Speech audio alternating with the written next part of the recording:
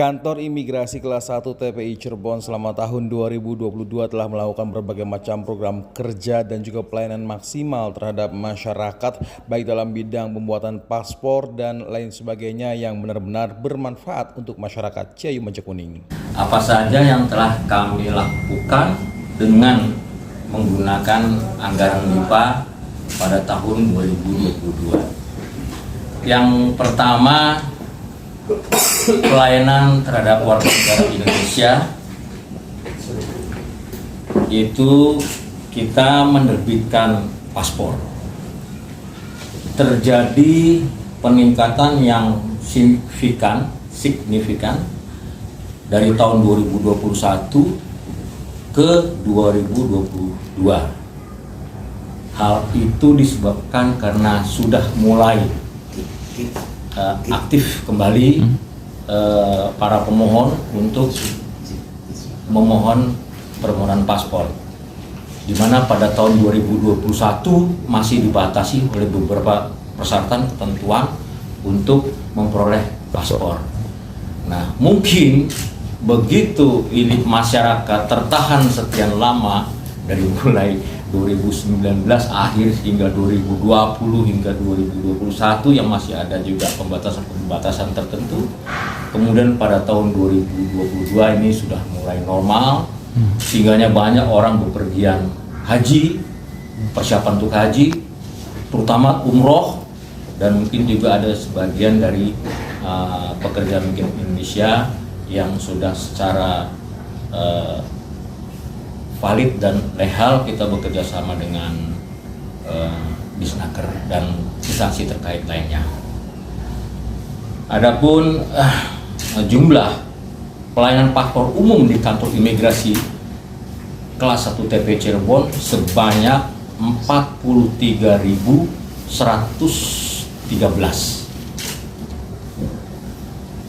Kemudian pelayanan paspor calon pekerja migran Indonesia di LTSA Indramayu yang khusus kami melayani untuk para calon pekerja migran Indonesia sebanyak 8.789.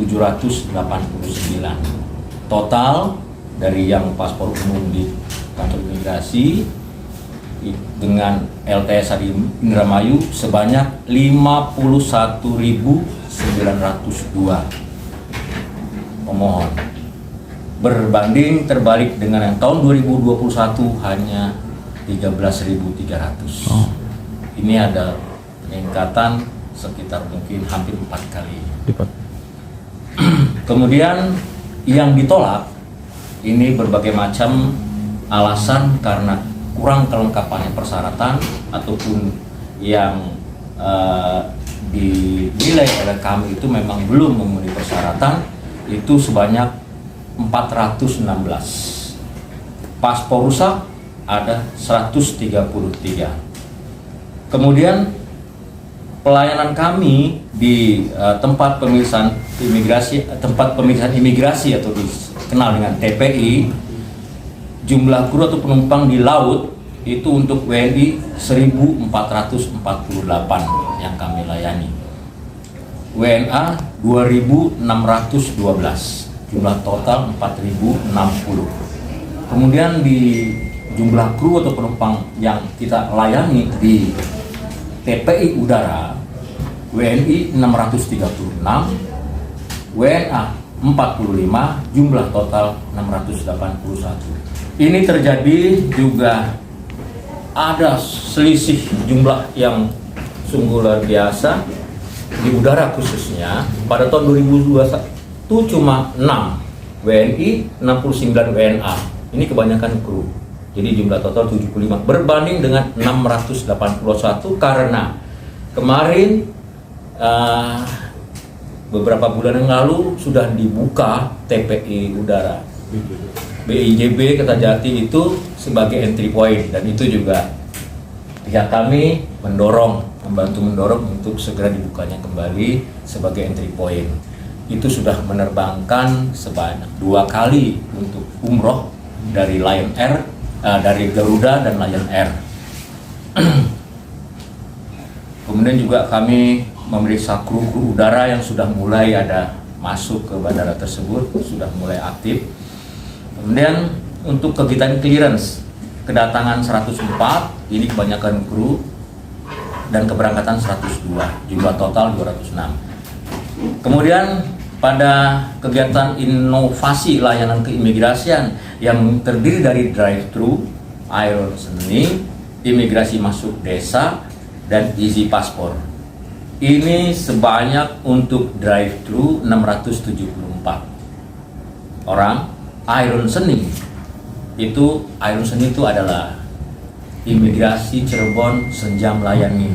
Itu setiap hari Kamis, seminggu sekali kami laksanakan dari mulai pukul 5 hingga pukul 8 malam. Sebanyak 431 orang. Kemudian easy imigrasi masuk desa, yaitu kami jemput bola ke desa-desa. Kita bekerja dengan pemerintah daerah setempat, baik itu kecamatan maupun pemda yang lebih rendah, sebanyak 762. Kemudian easy paspor, ini kita kadang melayani yang rombongan-rombongan tur atau rombongan-rombongan haji dan rombongan-rombongan umroh, sebanyak 3.416 orang. Jumlah kegiatan, kita melakukan kegiatannya yaitu sebanyak 33 kali iron seni. Ini pun iron seni mulai kami aktifkan kembali sejak bulan Juli kalau nggak salah ya. Bulan Juli. Sebelumnya kami cuma ada 3 pelayanan di tahun 2021. Mulai karena sudah ini COVID sudah tidak lagi, tidak begitu ketat, akhirnya kita layani sebanyak 33 kali, ini 10 kali lipatnya. Kemudian imigrasi masuk desa kami laksanakan 10 kali. Kemudian easy paspor kami melakukan 115 kali. Ini semua daerah kami kunjungi se-Ciayu Majapahit. Dan ini alhamdulillah pelayanan easy paspor ini diterima dengan baik oleh masyarakat, dan masyarakat merasa dekat oleh kita dan merasa supaya program ini berkelanjutan. Dan kami sudah siapkan juga anggaran untuk itu. Jadi setiap petugas yang berangkat itu di-cover oleh DIPA. Dikasih ada uang harian untuk kita melaksanakan tugas di sana. Kemudian kita beralih ke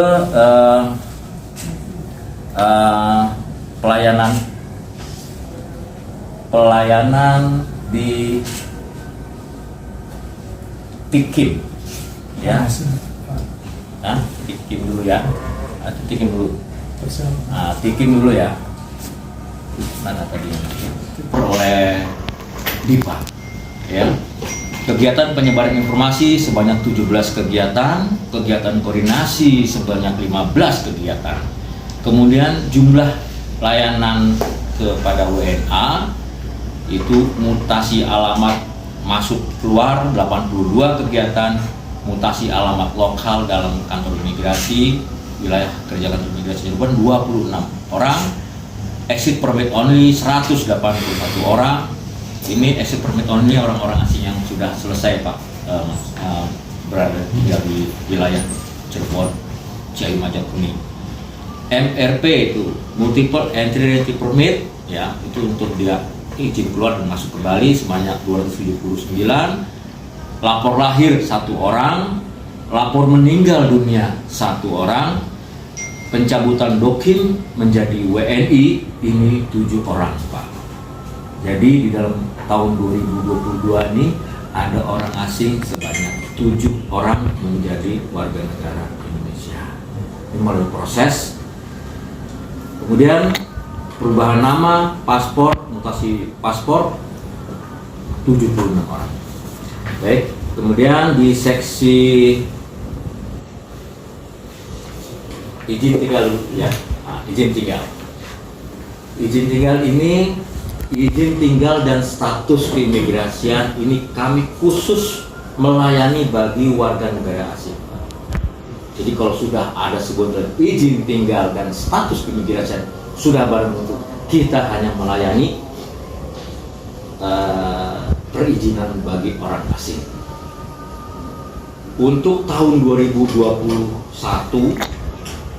itu kita melayani izin tinggal kunjungan 181, izin tinggal terbatas 927, izin tinggal tetap 42. Total kita memberikan izin tinggal orang asing yang memiliki izin tinggal di wilayah kerja kantor imigrasi kelas 1 TPI Cirebon adalah sebanyak 1.150 warga negara asing, dan tercatat sekaligus di dalam sistem kami itu untuk izin tinggal kunjungan sebanyak 369, untuk izin tinggal terbatas sebanyak 1071, dan untuk izin tinggal tetap sebanyak 35. Total adalah 1475. Kebanyakan orang asing yang ada di wilayah Ciayu Majakuning yang menjadi wilayah kerja kantor imigrasi kelas 1 TPI Cirebon adalah Cina. Kemudian disusul Korea Selatan, dan yang ketiga adalah Taiwan. TKA-nya sebanyak, tenaga kerja asing sebanyak 446. Untuk investornya sebanyak 74 orang, dan pelajar sebanyak 101 orang. Pak, ini penting Pak, maaf. Pelajar ini menyebar kebanyakan di pesantren-pesantren Pak, dan kebanyakan itu dari Asia, itu dari Malaysia ya, dari Singapura ya Pak.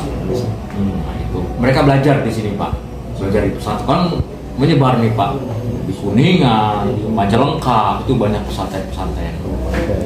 Dan ini sekalian nanti Pak, titip nih Pak, sekalian nih sebentar, kalau nanti ada orang asingnya di pesantren-pesantren tolong kasih tahu kami Pak.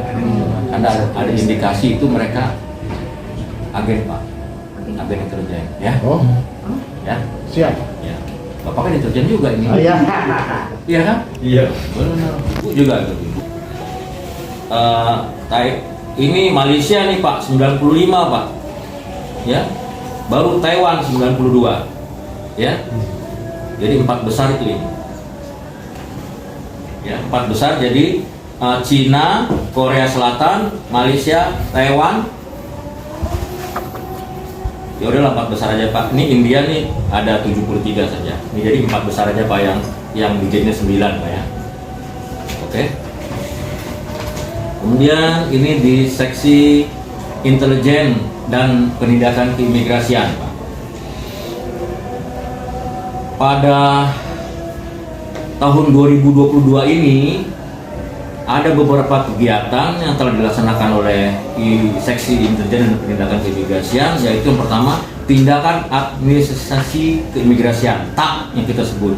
Jadi imigrasi itu punya dua Pak tindakan pro justisia dan tindakan administrasi keimigrasian.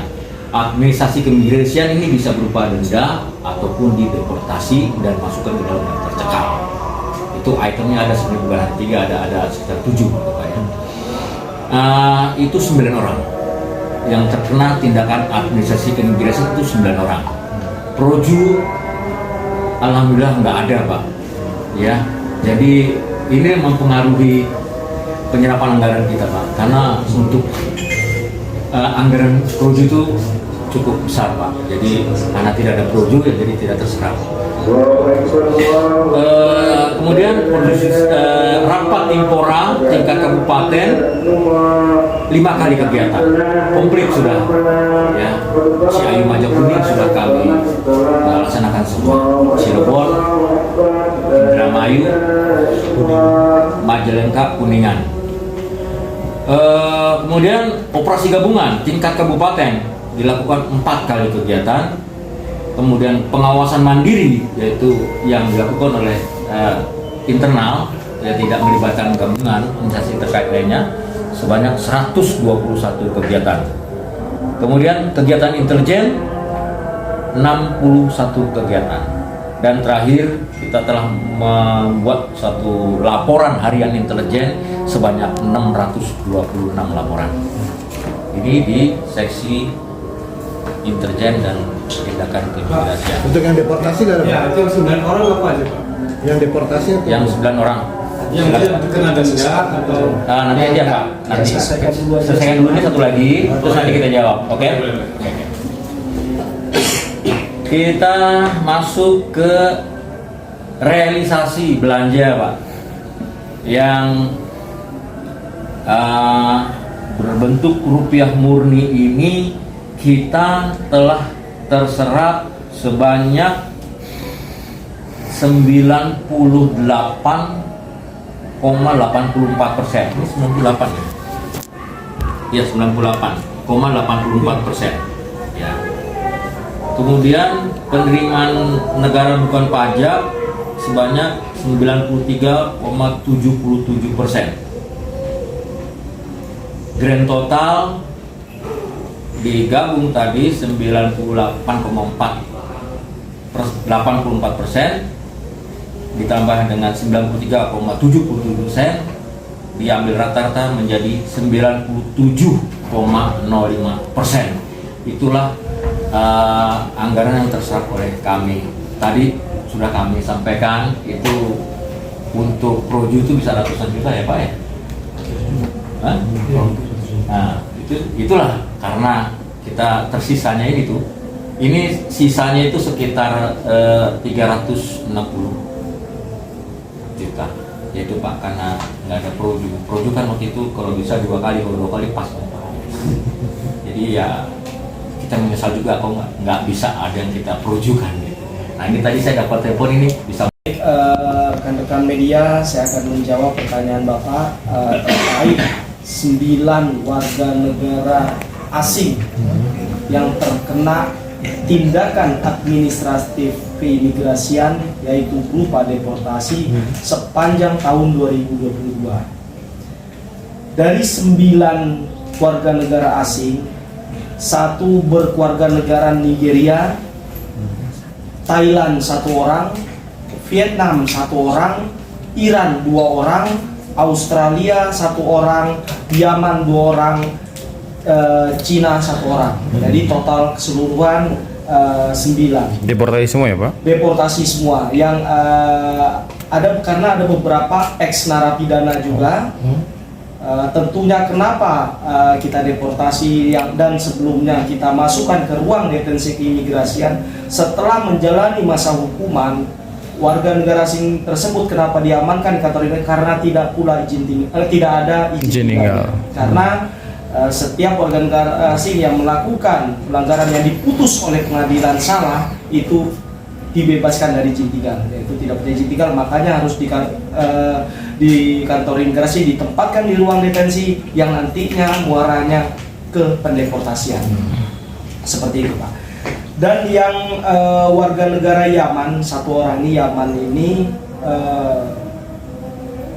sudah ada jadwal pulang untuk kita deportasi, tapi tidak terjadi karena yang bersangkutan meninggal dunia karena ginjal. Dan itu sudah kami laporkan ke pimpinan, baik Kepala Kantor Imigrasi Kelas 1 TPI Cirebon, Kantor Wilayah, Direktorat dan Direktorat Jenderal Imigrasi sepanjang tahun 2022. Itu yang meninggal dimakamkan di sini apa di? Dimakamkan karena yang bersangkutan menikah dengan istri warga negara Indonesia di Kabupaten Cirebon. Oh, Cirebon. Oke. Sisanya kebanyakan kasus apa Pak? Kenapa? Yang dideportasi kebanyakan kasus apa tadi itu? Ada beberapa overstay. Overstay. Banyaknya overstay yang lebih dari 60 hari dan tidak sanggup membayar. Tidak ada permasalahan hukum ya Pak? Permasalahan hukum. Hukumnya kayak narkoba atau apa? Tidak ada. Adapun kalau narkoba, karena itu pidana umum, dia ex narapidana, baru kita deportasi seperti itu. Perlu diketahui juga total warga negara asing yang sedang menjalani hukuman pidana tentunya di lapas Kesambi itu berjumlah 18 orang. WNA sampai dengan terbanyak se-Jawa Barat di lapas Kesambi. Seperti itu. Pak, yang overstay itu di 2 kabupaten. Kemarin itu di daerah Kabupaten Kuningan dan Majalengka.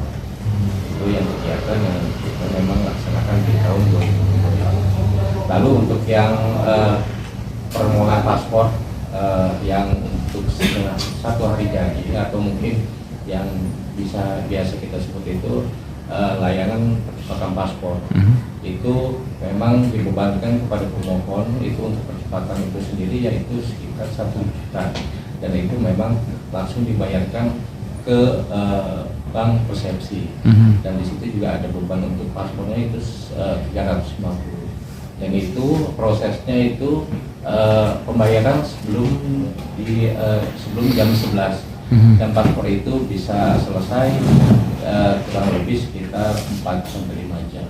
Oh, jadi total 1.300.000 sekian. 1.350, dan itu dibayarkan langsung ke bank persepsi. Kalau yang normal, Pak? Kalau yang normal untuk saat ini kalau memang kita kan melakukan dengan M-Paspor, Pak, dan aplikasi M-Paspor memang di sana sudah disebutkan juga untuk jangka waktu jadi untuk paspor itu kurang lebih 4 hari. 4 hari. Dengan biaya 350.000. Bisa diambil di sini pun diantar itu ya, Pak? Itu bisa, Pak, untuk yang antar juga ada. Nanti itu bisa didaftarkan di koperasi ya, Pak, ya, di video dengan dikirim dengan JNJ. Oke.